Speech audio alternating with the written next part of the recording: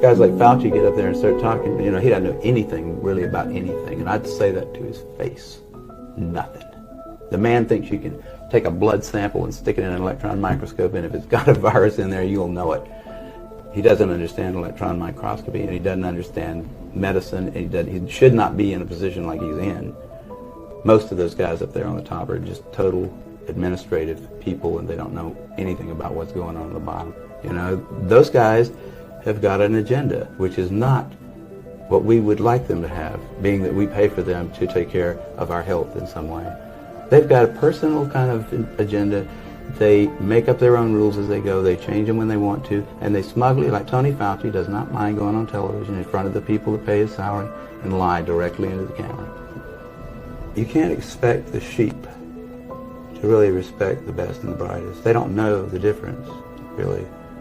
I mean, I like humans. Don't get me wrong, but basically, the vast majority of them do not possess the ability to judge who is and who isn't a really good scientist.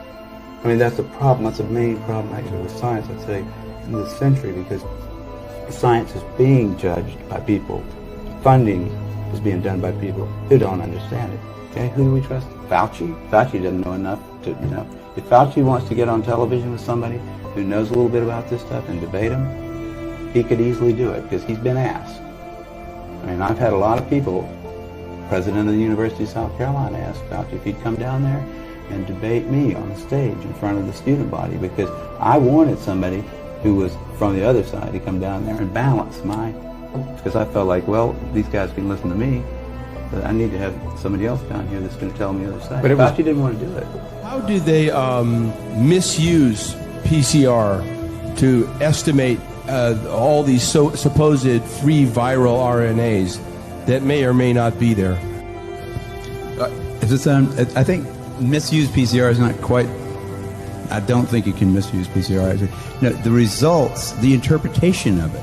See, if you can say, if they could find this virus in you at all, and with PCR, if you do it well, you can find almost anything in anybody. It starts making you believe in the sort of Buddhist notion that everything is contained in everything else, right? I mean, because if you can amplify one single molecule up to something that you can really measure, which PCR can do, then there's just very few molecules that you don't have at least one single one of them in your body, okay?